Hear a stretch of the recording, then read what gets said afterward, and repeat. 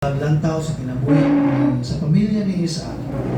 We are beginning to transition towards iyang anak na si maoy gipili sa Ginoo. It's interesting to note na si Jacob was chosen by God prior his birth. Kunya makita nato na ang circumstances, though it is man-made, iplano sa iyang ginikanan, sa iyang inahan, kung paano niya makuha ang panalangin. Pero makita nato dito that God is also actively involved in the life of the family. Goal lang mamalandumon nga makita nato diri nga ang Biblia is very honest book. Tungod kay gitagaan kita sa Ginoo o picture nga usa ka family nga naay pag-ila sa Ginoo, na ay panalangin or favor that comes from the Lord. Pero within the household, makita na ito, wala sila saling sa matag-usa. Ang asawa ay saling sa bana ay saling sa asawa. Kunya na sila kanya-kanyang paborito. Kunya ang panalangin sa Ginoo, gusto sa amahan nga sulon nga ihantag yun dito sa kinamuguangan anak. Kunya gusto sa amahan nga usbon ang plano sa Ginoo, kay ang gingon sa Ginoo ang mangod ang iyang panalanginan. So gitry niya nga uhatag paagi nga makuha gyud sa kinamagwangang anak nga iyang paboritong anak. Nya ang inahan po naghimo pag paagi nga makuha gyud sa kinamanghuran, kay ang kinamanghuran ang iyang paboritong anak. So makita nato diri nga it is not a good picture as a family. And yet, makita nato na even in the midst of this,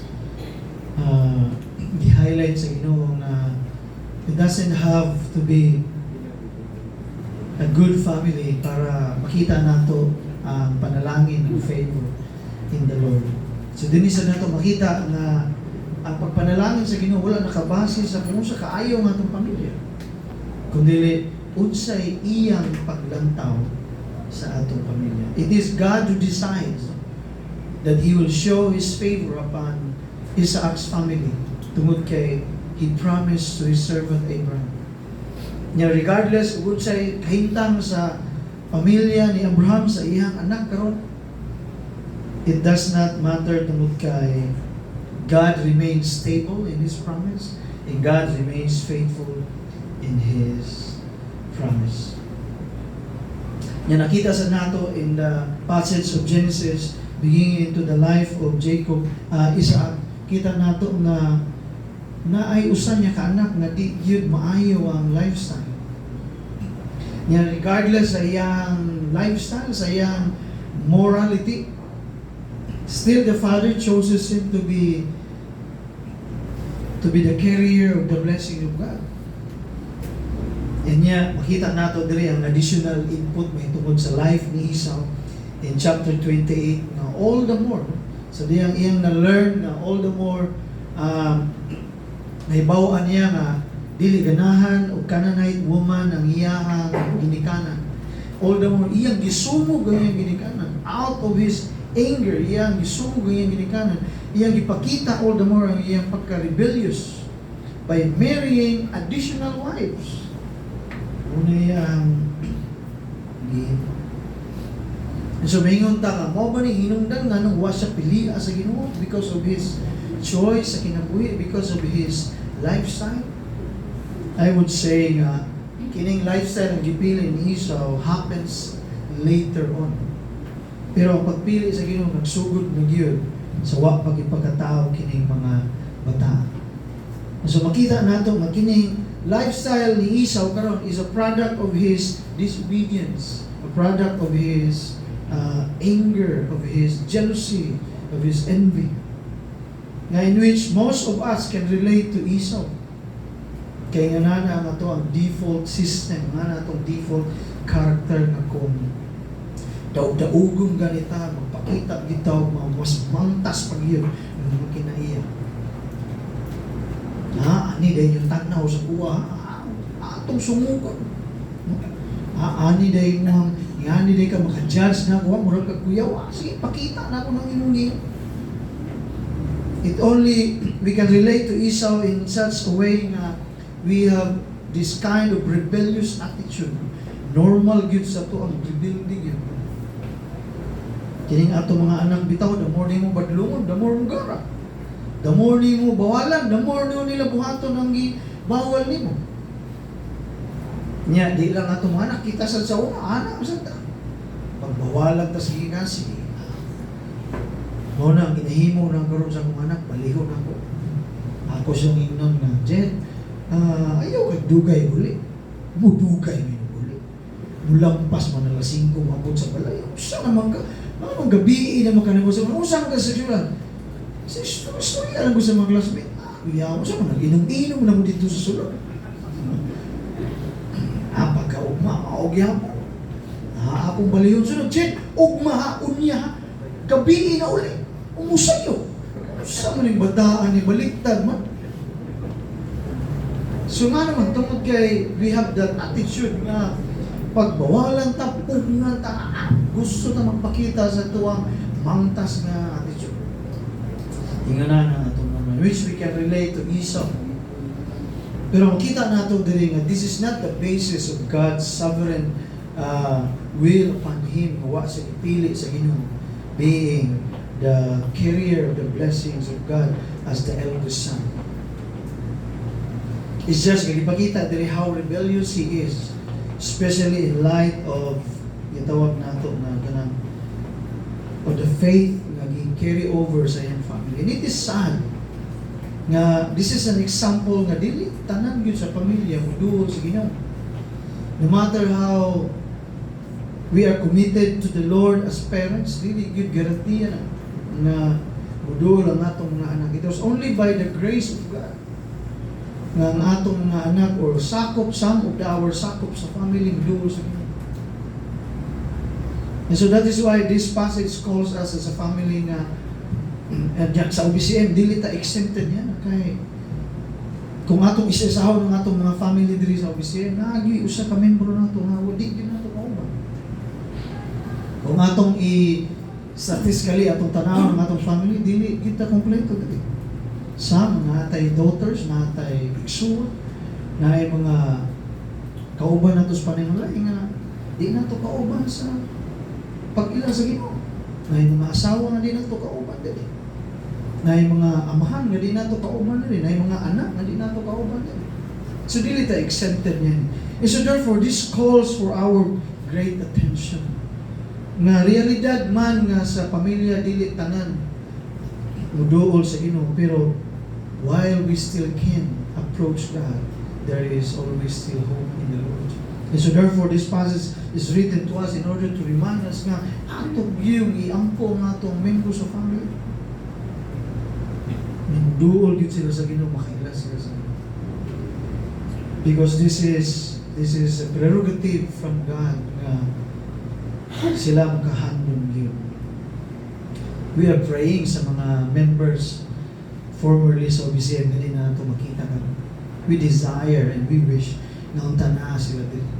We desire na some of the members sa atong household na din. Pero some man, hindi man nato sila pwedeng tukod, hindi man nato sila pwedeng guyuron, pukson, buba nato. And so therefore, this calls for us to bow our knees before the Lord. Unta, Lord, sana. They will not choose the life just like Esau chose. Now, according to the New Testament, he is the man of the flesh. Now, he is a man na wala siya regard about spiritual things and things about God. And that's the big difference between him and Jacob. He's the man of the flesh. He's living. Nga naman ako maning i-highlight uno sa tanan. Tungod kay, by the end of chapter 26, and by the end of chapter 27, Esau is as highlighted as an immoral person, a man of the flesh, living by himself, living according sa iyang gusto. Unya, sa tunga sa chapter 28, i-highlight na sa ang iyang moral standard, ang iyang moral life, immoral life. Very disturbing. He is the eldest son of the promised son, Isaac. And yet he is very far from God. Very disturbing that he is part of the promised family, and yet he is very far from the Lord. That is why the question remains, what happened to him?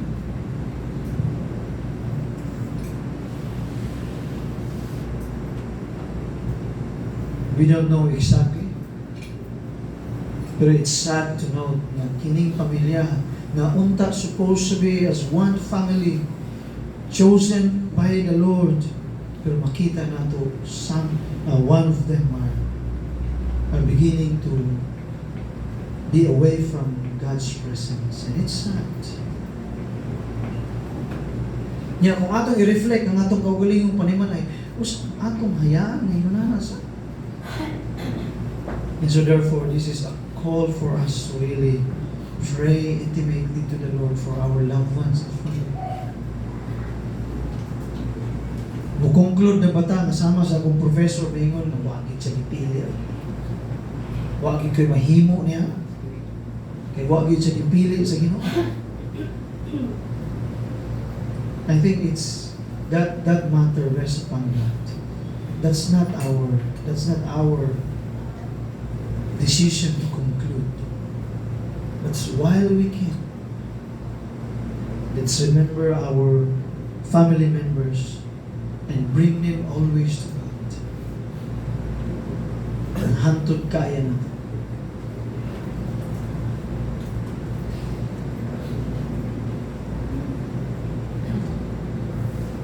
Okay, that's first to note about this first passage in the book of Genesis chapter 28. The second is that makita nato there when we look into the Jacob's life. There is no record since the life of Jacob na he prayed to the Lord. Abraham prayed to God, and I record that God spoke to him personally. Isaac prayed to the Lord and God answered his prayer. Si Jacob, walay record na tingnan niya. Only in chapter 28, diri nato makita na ay beginning part of his encounters sa Ginoo. Pero before I forgot, gusto lang na akong balikan gamay nga, nasayad ba mo kung pilay edad ni Jacob sa diyang nilaya sa siyang panimalay? Nasayad ba mo pilay edad ni Jacob sa diyang giplano nila ang pagkuha sa blessing sa iyang magulang? Niya pilay edad sa diyang gitudluan, pilay edad niya sa diyang gitudluan siya sa iyang mama nga ilaron ng ilang papa o makuha ang blessing o niya tanan iyang gisunod ng iyang mama. Remember that Abraham is 135 at this period of time. Niya blinded na siya. But Jacob is around 70 years old. Imagine, 70 years old, pero napa siya sa balay sa iyang gidikanan. Niya 70 years old, magsige pa siya paminaw sa iyang inahan. 70 years old, gidiktahan pa siya sa iyang inahan, sa iyang buhaton. Ingani nga klaseng tao ni si Jacob. 70 years old. Wa siya kagulingong pamilya, wa siya kagulingong balay, wa siya kagulingong, I don't know, na siya trabaho na ning panahon na. But at that particular age, he's still under what we call a mandate sa iyang ginikanan. Magsunod-sunod sa iyang parents. Nga kung tanaw na to ang contrast sa life ni Jesus diri, at the age of 12, Jesus began to seek the presence of God and the teachings of the Lord while he is still here. At the age of 12, he wanted to find himself often at the temple courts, reading the scripture, listening to God's teaching. Yun na ang iyang life. Pero kini si Jacob, 70 anyos, nagsalig pagyapon sa mama. 70 anyos na pagyapon sa balay. Ingon na ang ilahang kahintang kaniyang tubo. Yeah, look at him now. He's running away from home because he listened sa iyang mama. Kabalo siya na it was a deception. And he's running away from home. First time that he ran away from home. Nga kining bataa, murabag, kung itandi nato sa itong panahon, kining bataa, naanad, gini siya balay. Unya, Di siya laagan, pero naasus balay, pero first time karon na maglayas-layas siya. Mga kung atong tanaw ng iyang life, grabing adjustment siguro kay Jacob kini, kay he needs to sleep outside the comfortable zone na kung asa siya naanda. Asa niya naanda. So yun na. And then another na atong manote there is chapter 28 is that if you look up the beginning first 5 verses, makita nato na when Isaac called again Jacob, no, to bless him formally, kay niduol man ang asawa, niingon man nga istorya si Jacob. I don't know kung asa si Jacob anong time, kay basta nilayas man siya kadali, kay nasuko si Esau niya. Niya, naglagot ang inahan sa lifestyle sa iya, kaya magwangang anak na si Esau, nga daghan kay asawa, so niingon siya, may pagmamatay na lang tingali ko, kaysa makita na ako nga mapariya si Jacob kay Esau, na mga asawa ni ining mga babae nga badlungod, mga babae nga mga idolatrous, nga taga-Canaanite o taga-Hittite. So niyon sa istorya si Jacob, hindi unta siya ng asawa. I don't know asa si Jacob nini, pero makita nato the beginning chapter of 28, Jacob was addressed by the father, magipabalik niya istorya. Now, one thing we can note there, wala rebuke from the father. Wala sabihin ko, may kong mata kag-ilat ko ni mo tumiyaging naglawa. Very interesting na, wala yung na dialogue niya. Isaac proceeded to speak about Jacob and then bless him and release him with a blessing.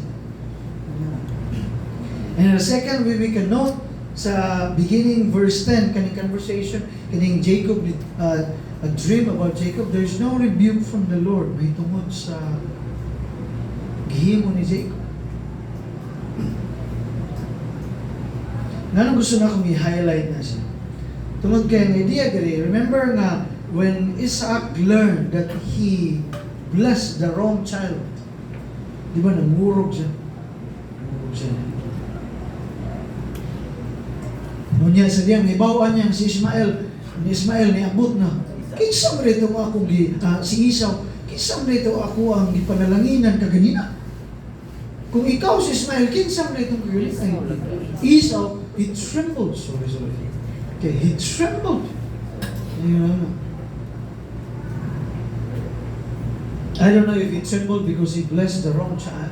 Maybe in his mind, he blessed the wrong child. But in God's mind, he blessed the right child. And I think this is one of the main reasons nga wala rebuke from the Lord. And I think that's very interesting about God nga. He is a God nga He does not rebuke you right then and right away. Kano sa gi-rebuke si Jacob may tungod sa iyang gihimo ng deception. I think we learn that in the next chapter. God showed him what it feels like to be deceived. Not necessarily paglumon sa Ginoo. Kaya I'm sure, bisang pag-ingon sa Ginoo, magkanang imong gihimo mali na. Orag si Jacob, di man tamamina. Ngayon naman sa Ginoo, sorry Lord, pero sa atong buhat-buhat, tama na to eh. Sakto to kay niya. Kuha na ta. God knows how to deal us. God knows how to deal with His people. In this time, He did not rebuke Jacob, but impressed upon Himself about His plan and His promises to Jacob, but no rebuke about what He has done in the past days. And that's very interesting about that. But God knows how to rebuke us, how to deal with His people, and He will show to us. So let's look at Jacob and his revelation and his encounter with the Lord. Verse 10, let me read to you verse 10. Jacob left Beersheba and went toward Haran. And he came to a certain place and stayed there at night, because the sun had set. Taking one of the stones of the place, he put it under his head and lay down in that place to sleep. So makita natin dili nga si Jacob first time away from home, and I'm sure he's not very comfortable. makita nato diri nga siya ang tao nga di katulog kung may unlan. Kinsa ninyo ang kanang di katulog kung may unlan? Ang uban nato tag-5, tag-4 ang unlan. Na diri na sa gilid anga, na diri na pas diil, na ginagakos. So this picture of a man nga sanay gyud siya sa balay, no? She's looking something to ngita siya, makatulog siya taro. Nakabalo siya nga nasa sa luwas. Niya, di siya katulog. She was trying. So makita nato diri nga beginning to feel uncomfortable outside. In verse 12, and he dreamed, and behold, there was a ladder set up on earth, and at the top of it reached to heaven. And behold, the angels of God were ascending and descending on it. And behold, the Lord stood above it and said, I am the Lord, the God of Abraham, your father, and the God of Isaac. The land in which you lie I will give to you and to your offspring. Verse 14, your offspring shall be like the dust of the earth, and you shall spread abroad to the west and to the east, and to the north and to the south. And in you and your offspring shall all the families of the earth be blessed. Behold, I am with you, and I will keep you wherever you go, and will bring you back to this land. For I will not leave you until I have done what I have promised you. Then Jacob woke from his sleep and said, surely the Lord is in this place, and I did not know it. It's interesting to note that God revealed to him in the first time in his life. Si Jacob, kung atong tanawan ng iyang life, he is interested about the blessing of the Lord. Muna nga iyang himo ang tanan to get it. Pero I'm sure he does not really understand unsay implication sa panalangin ng iyang gikuha. Unsay implication sa mga promises nga iyang nadungog gikan sa iyang amahan.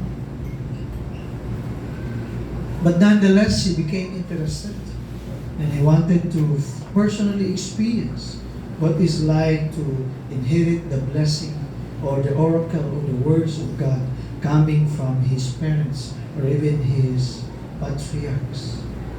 And now makita nato that God begins to reveal himself personally.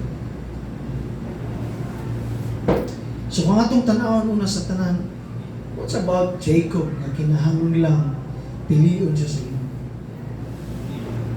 And we can surely relate to him because just like Jacob, just like him, entirely his life, he lived in a dishonest life.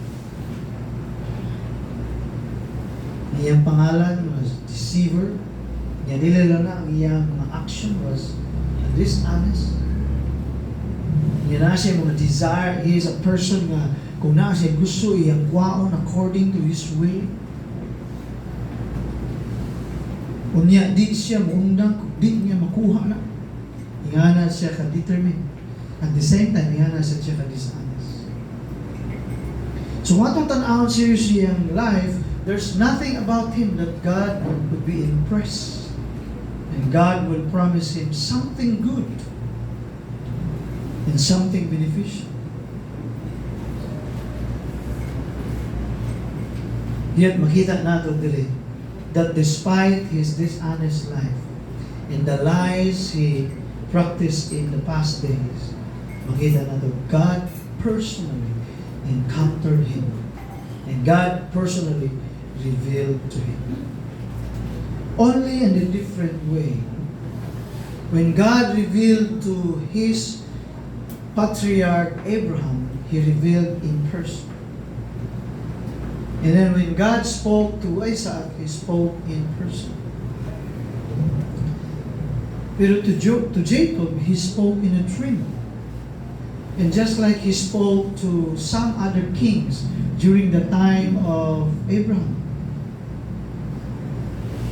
God spoke to them in a dream like Abimelech and the Pharaoh of Egypt. And then this time he spoke to Jacob in a dream. But not necessarily, and do not be a personal encounter with the Lord. And I think just like Jacob, many of us, natay nga na concept, we have a concept of God. Kinsa gyud ang Ginoo, I want to understand the Lord. Ano? Pero makita nato nga sa life ni Jacob, he's not really living according to the concept of God he learns. And just like many of us, adun na tayo concept of God, pero wala tayo personal encounter with God. We try to seek the Lord, we try to really understand who God is, pero wala tayo full understanding of who He is. And so therefore, just like Jacob, even though kaila ta sa Ginoo, but still we live one way or another a double standard life. Not a concept of God, and yet we lie in some aspect. Not a concept sa Ginoo, and yet pag-abot sa sin, we compromise. So why kalain ang yun? Yun na.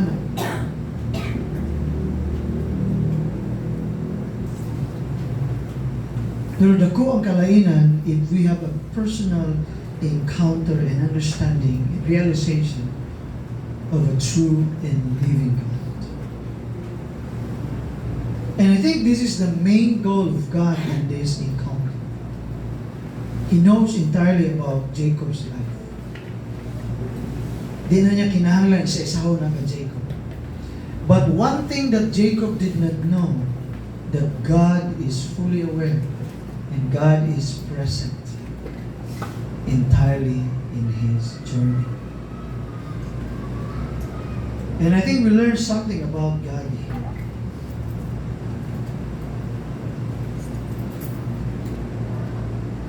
Makita nato nga when Jacob began to be away from home, and he begins to live his life entirely in solidarity, in loneliness, in uncomfortable circumstances, away from home, away from parents, away from the love and the comfort of her mother.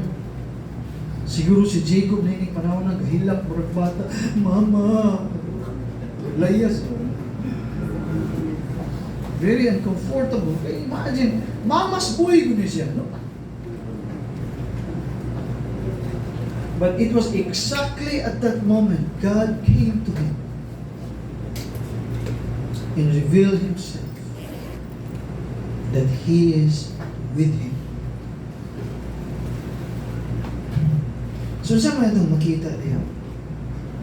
If you want to truly experience God, if you want to truly discover, encounter the true, imminent presence of God in ourselves, in our lives,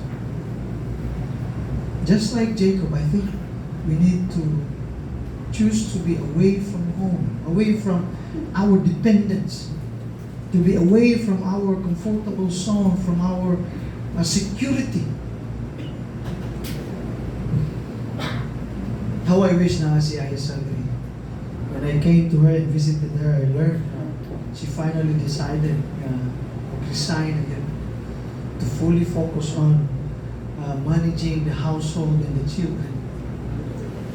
And ayang i-share sa ko ang learning. So I think mo ni paagi pa sa Ginoo para I will fully decide to follow the Lord and by faith trust Him. Maybe it's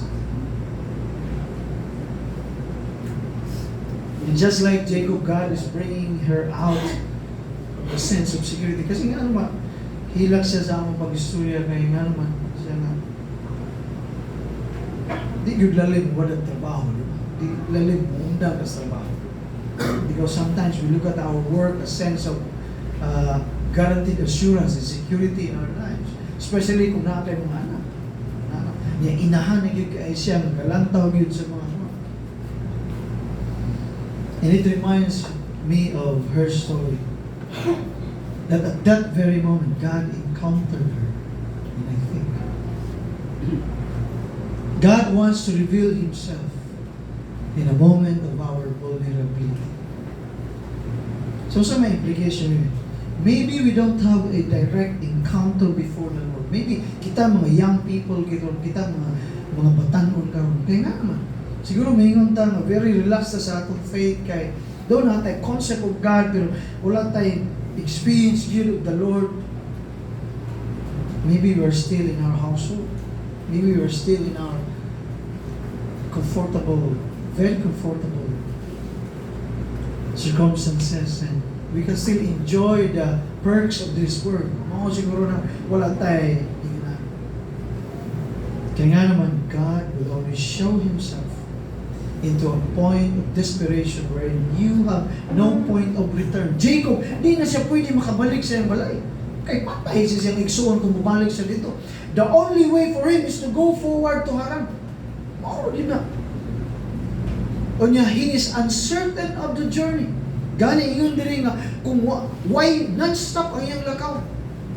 Kay hunong lang siya, kung musaw ng adlaw, niya mangita lang siya, katulgan niya sa daplin-daplin. And that's not comfortable. Being a mother's boy, being a house boy, that's not comfortable. But that is God's way for him in order for him to encounter God. And so therefore I would say, God bring him into that point of discomfort so that God can reveal to him, so that he will personally experience God. The God he only dreams, the God he only have a concept in his mind. And that's interesting about God. That He wants to concretize our concept of Him.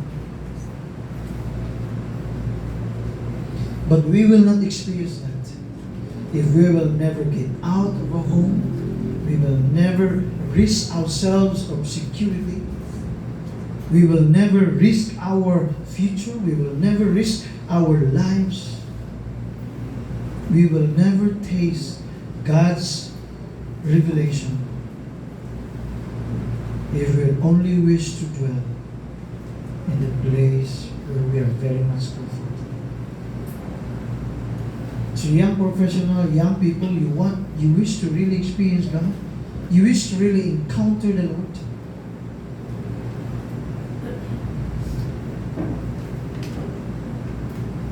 Then just like Jacob, get out. And that's one thing about Jacob. He obeyed his parents. He obeyed them. Even though kabalo siya, di ba? Giingon na there is a verse sa mga preceding verses. Jacob obeyed his parents regardless. I'm sure he has fear. In fact, according sa passage na itong ibasa, pag mata niya, nahadlok siya, namurog si Jacob. Because he's out of nowhere. Pero that's God's provision for him. God intends him to be out in order that God will be able to reveal personally into this person, into Jacob. So you want to know God? You want to encounter Him? I think we need to learn to give up all our sense of security, comfort in this present life so that God can work. Ano, ngita pa man sa Ginoo kung panalit ang hayahay kaya ito pinagulo. Di naman yun.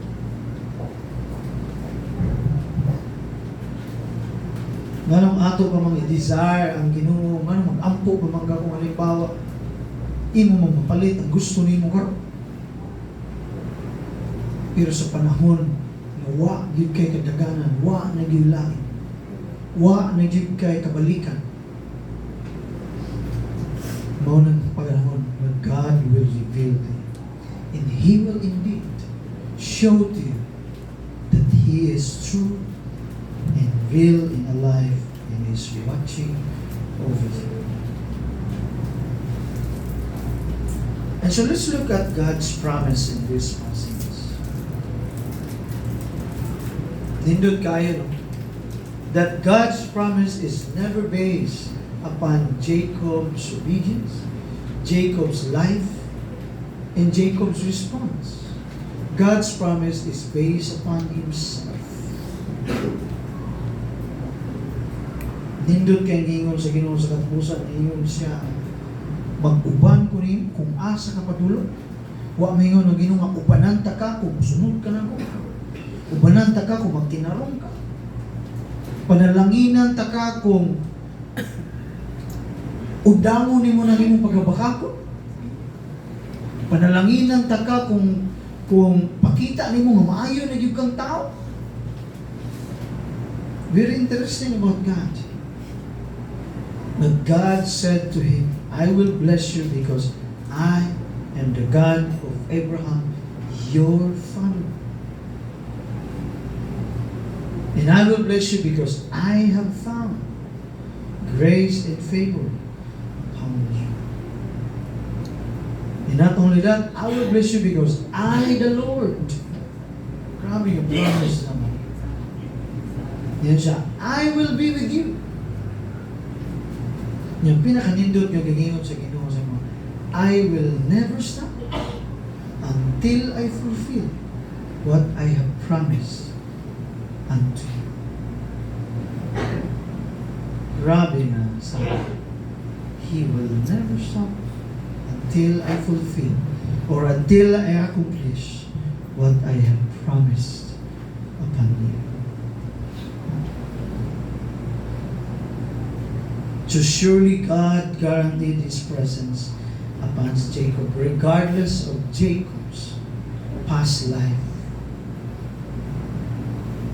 But here God revealed to him because He wanted Jacob to fully understand that the God he tries to conceptualize in his mind is a true God indeed.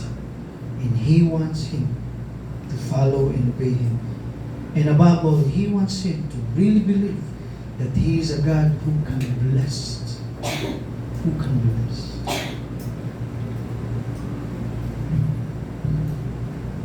And this is a good news. This is the same God who made a promise to Jacob. And the same God, even up to this present, who promised the same things upon those whom He has given His favor.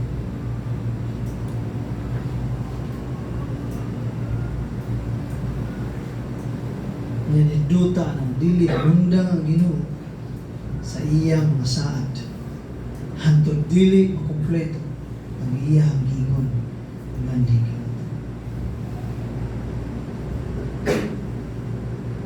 Usa ni ka classic passage nga atong pwedeng balik-balikan nga dinhi nato makita giunsa paghulagway ang grasya sa Ginoo. This is God's grace.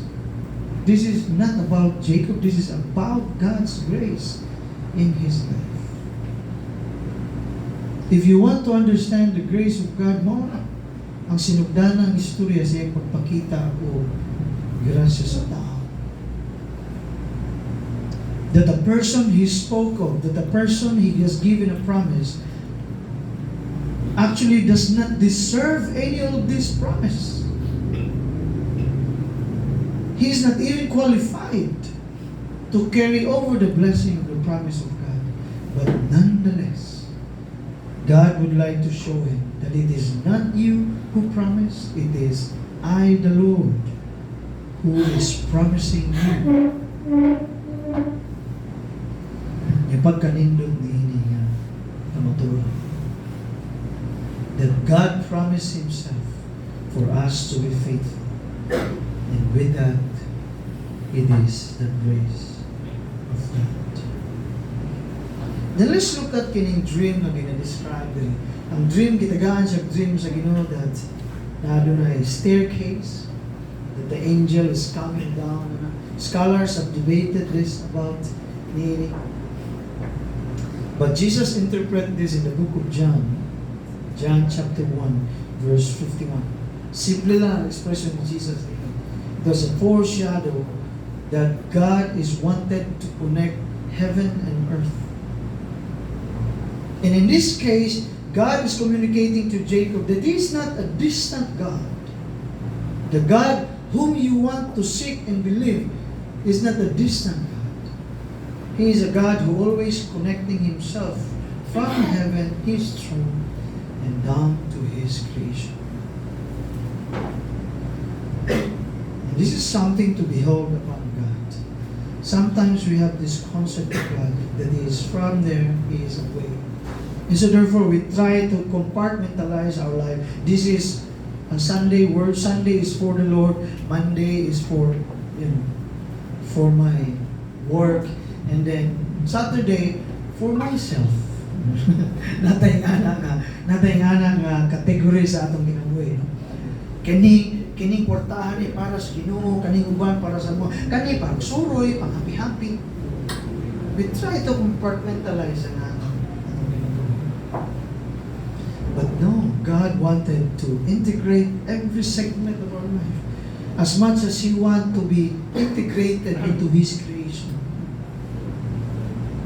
Kaya naman, when God created us, He does not distance Himself entirely.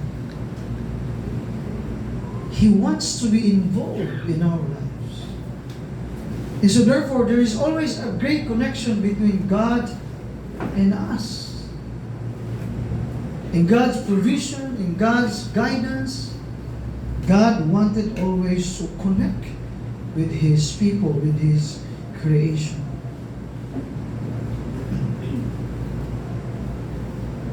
Wala na kaay gi-explain sa Ginoo diri ang vision nga gipakita niya, extending the staircase and then God Himself. But God stressed more of revealing Himself to Jacob. I, the Lord, at the top of the heaven. Nagpakita ang Ginoo in verse 13 yun siya. I, the Lord. Sa implication niya. I, the Lord, will always connect unto you. And so wherever you go, I will be with you. And whatever you do, I will bless you. Yun na ang saad sa Ginoo. Tingnan mo. We learn from a great lesson from the Lord in this. God wanted to really connect with us. He doesn't want us to have a compartmentalized life. He doesn't want us to have a separate life. He always wanted us to be a life that is always connected to Him.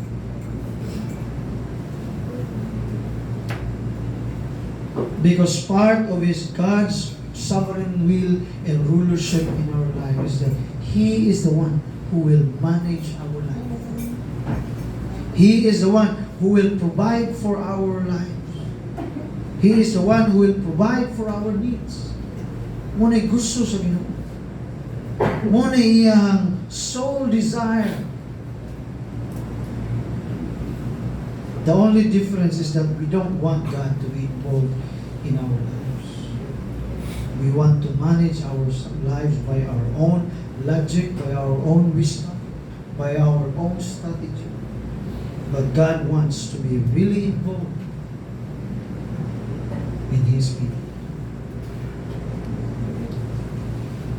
So if you say you belong to the Lord now, if you say you have faith in God, then God is telling us, make Him a part or make Him involved in your lives. Because that's what He wants. He wants to connect with us. He wants to integrate in our being. He wants to guide us. He wants to bless us. He wants to lead us. And I think that's the major lesson that we can learn from this revelation of God upon Jacob, connecting heaven into earth and connecting God upon the very life of Jacob. Then what was his response? In verse 16. Then Jacob awoke from asleep, and surely he said, the Lord is in this place. Yan siya yung niya.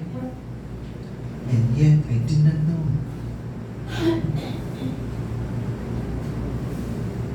But now God is telling him. God is revealing to him. A lot of us can maybe relate into this response.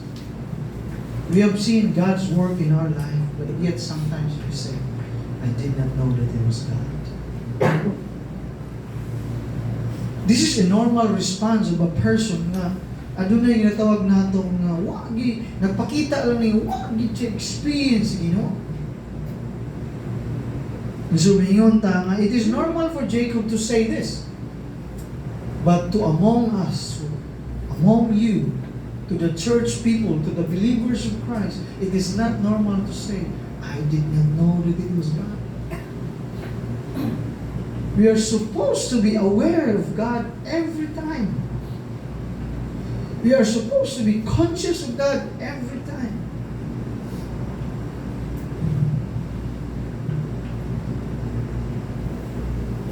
Nagpakita lang na we are ignorant of God's working in our life. Labi na may yung tanga, wag yun na ako to expect ba? Nag-ginuon, ginunihimo. Ano man yung mag-expect?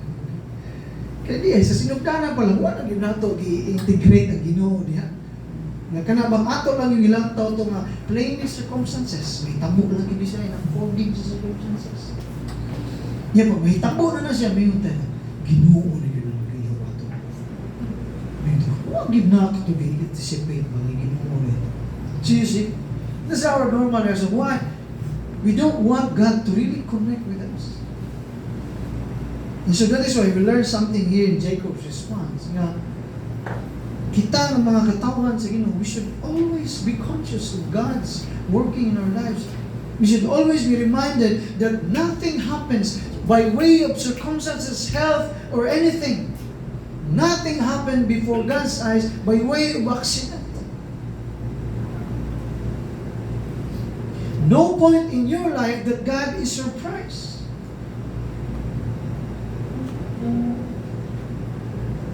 Walay higayon sa itong kinabuhi nga moingon ba ang Ginoo, sorry, huwag ko kabantay na. Wala ko bitaw naisip to ba? God intends everything. Any circumstances. Because He always connects with His people. Just like Jacob, we came by surprise. It was the Lord, but I didn't know. Okay lang kung first, just like Jacob, karon pa ka naka-encounter sa Ginoo, makasabot na. But you've been a Christian for 20 years. You've been in OBCM for 33 years. Mingon ka na, Ginoo dito. Asa mo na?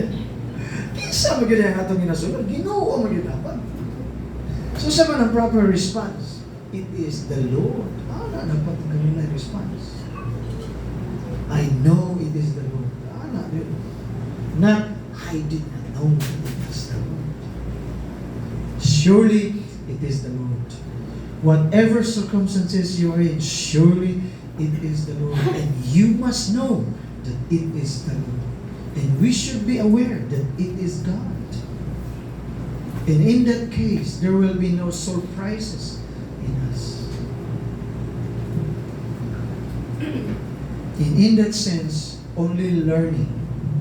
Kung yan ang atong mentalidad, only learning. We always learn from God. Kung yan ang atong mentalidad, wala na tayo prayer na, why Lord? Why you allow it to happen? Why Lord? Anong imong ipasagdan, Ginoo? Ano imong gitugot na? Anong ingana atong prayer? It is because we don't know it, that it was the Lord. But if we are aware that from God, we always ask the question, Lord, what do you want me to learn by allowing these circumstances? What a mature way. And so therefore, faith must have grown. Faith must not have always go back. Dili kinala magbalik-balik. Kinala itong magtubo yun. Instead of asking God why, we need to seek the Lord, Lord, what do you want me to learn? What character do I need to change? Nganong imo man ang gitugot mo ito? What faith do I need to build? Nganong imo ang gitanggal ni? Nganong imong gitugot ni mawala ni nang? Nganong imong gitugot ng masakit ni? What faith do I need to build? Sa una, sa diyan, nasakit ang akong membro sa pamilya, akong mama, akong papa, akong mangkot.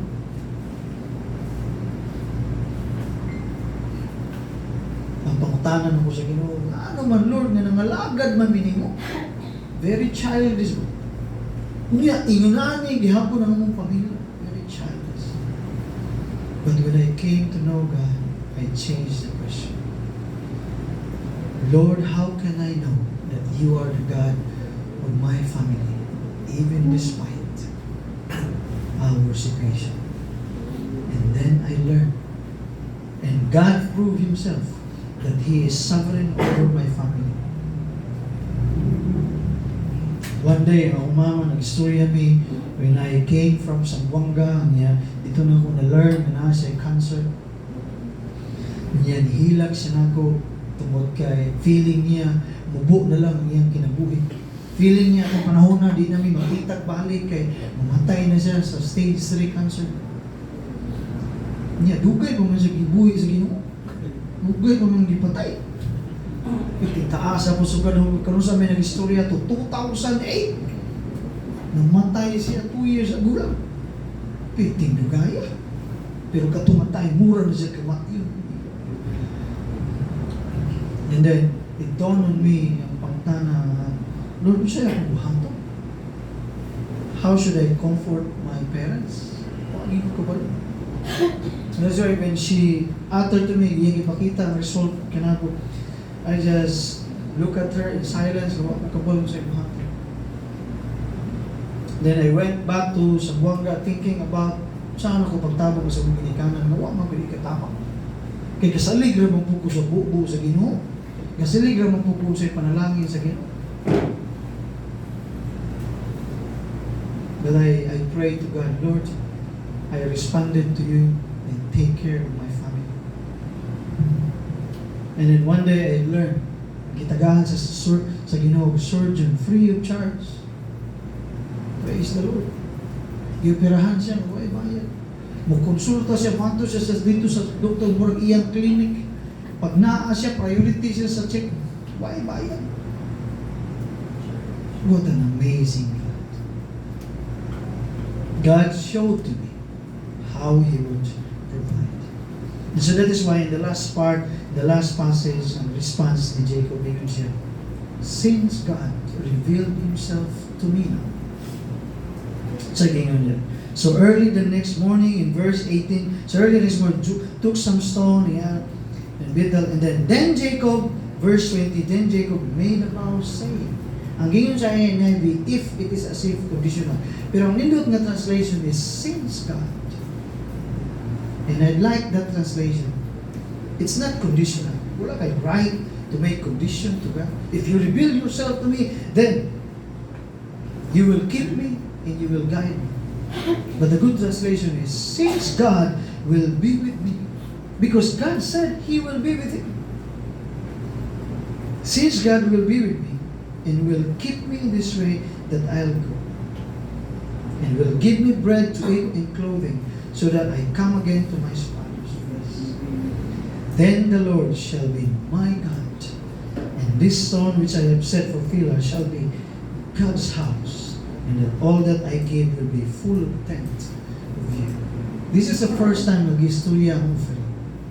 Layo pa ang time ni Moses niya, pero nag-istorya na ni Jacob offering. What a response! If you understand, if you fully experience God, your response now would be, I did not know that it was God. But your response would be, since He revealed Himself to me,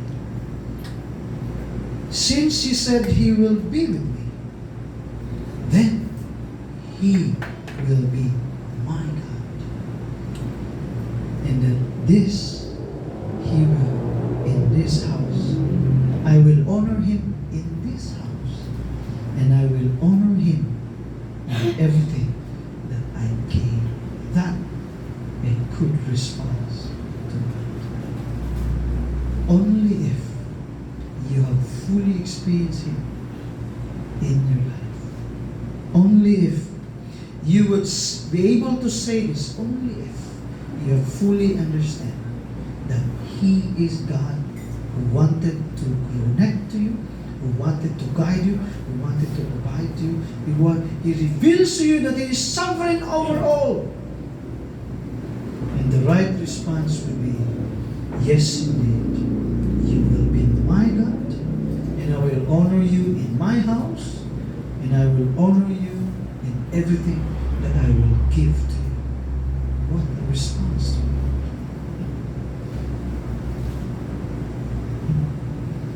Father in heaven, we thank you